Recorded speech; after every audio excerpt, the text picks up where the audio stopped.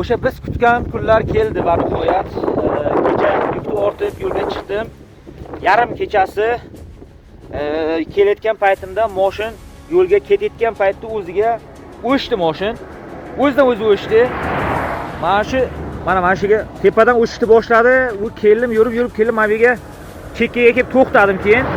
O'zi mana shu yerga kelib to'xtagan edi, yaqin yurmadi. Keyin patrulni keldi, patrullar anolar qo'ydi, znaklarni qo'ydi-yu.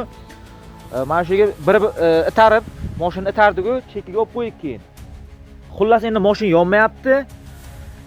Hozir polisga chaqirdik. Polis ham ertalab chaqirdim, hali kelgani yo'q. Ishxonadan yordam iloji yo'q. Belga yaqin mashinning o'zi yo'q ekan xullas bega. Endi hozir polis kutyapman.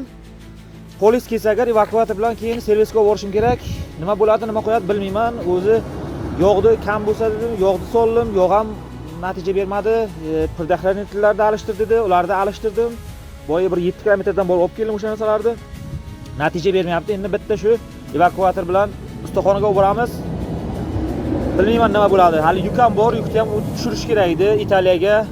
Bugun o'zi 2-kun edi, yana indin tushirishim kerak edi. Kam vaqt beruvdi o'zi. Aksiga olib mashina ham buzilib o'tiribdi. Mashina o'zi bu yaxshi mashina edi, mexanika edi o'zi, avtomat emas edi, avtomat ko'p buzilardi, shuning uchun mexanika olib keldim. Endi bu ham bilmayman. Balonni o'ziga chalishtirdim. Ha, balonni bunga aloqasi yo'q, lekin 4 ta yangi balon qo'ydim, eski bo'lganligi uchun. Bilmayman nima bo'ladi.